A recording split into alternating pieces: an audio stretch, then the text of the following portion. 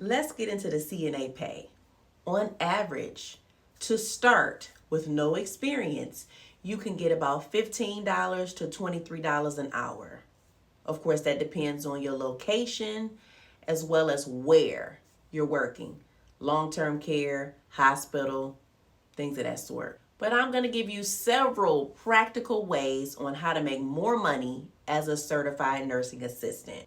And number 7, I believe, is the most important. So number 1, you want to work in a higher paying setting, which means hospitals generally pay you more as a new certified nursing assistant. Home health agencies, they offer competitive rates. Private duty care, meaning that one-on-one, they'll pay you more to take care of their loved ones. Government facilities is a good one as well.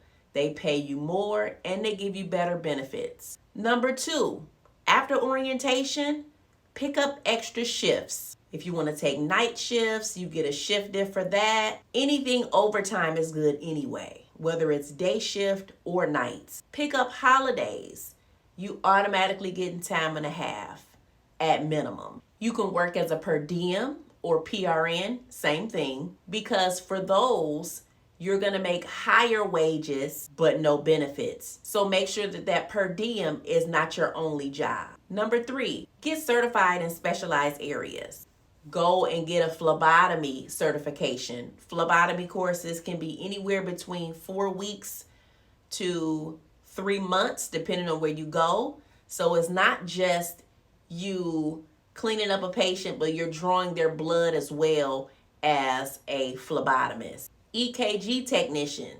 So this is something good if you work in a hospital setting, so that you can put on the EKG leads. Depending on the department that you're in, they'll train you on how to do EKGs anyway. But if you want to be certified, this is another tip. A medication aid or medication technician. This allows you to pass meds. Usually you're not going to do this in a hospital, but if you're at a nursing home, they call them med techs. If you take this certification, you can pass medications. Of course, this is going to be an increase in what you make as well. Number 4, when you get experience, at least a year, work with a staffing agency. Agencies tend to pay you more due to staffing needs, so you're going to get an increase in pay, as well as you can also pick your schedule and your location that you decide to work with that agency. Offer private caregiving services. You can work independently with families through care.com, Nextdoor, or local classifieds,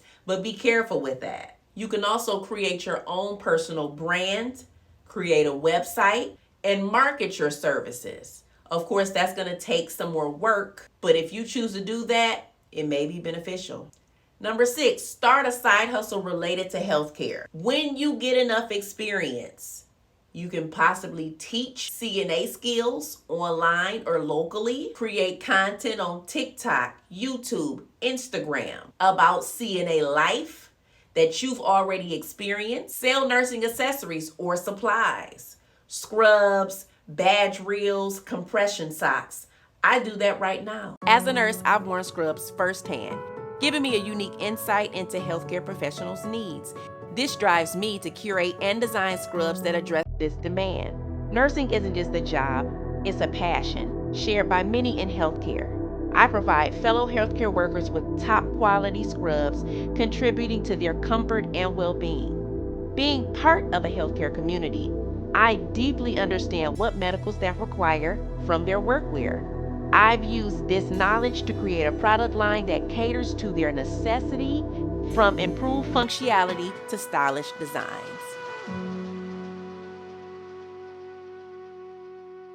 Number 7, I said this was important, right? So you want to continue your education.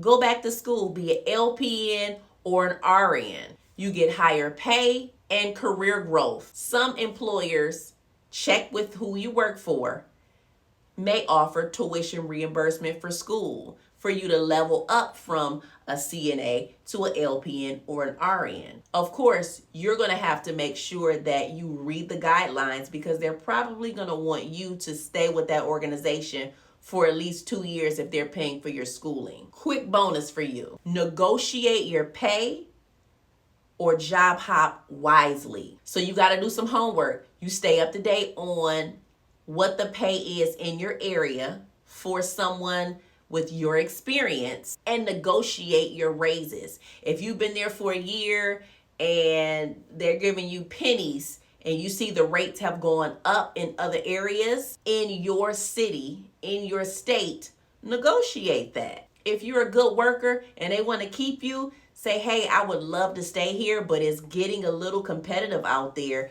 Will you increase me or will you give me a raise for X amount of dollars or X amount of cents? Because that's what outside is doing and I need to get more money for the work that I do. If that doesn't happen, job hop every 2 years. If not 1 year you could do it, but every 2 years you get 2 years experience, go to another facility. Because when they ask you what your rate of pay is, you tell them, but you go up a little bit. So don't say, hey, I make $15 an hour. No, I make $17 an hour. They're going to beat that, even if it's by a penny. So you got a $2 raise by going to another hospital. Sometimes staying in that particular facility that you're currently in for 20, 30 years will not give you the raises that you expect.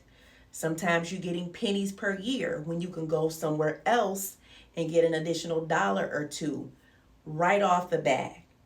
If these tips were beneficial for you and you are interested in leveling up your nursing career, CNA, LPN, RN, I have a nurse mentorship class that I am doing in the fall.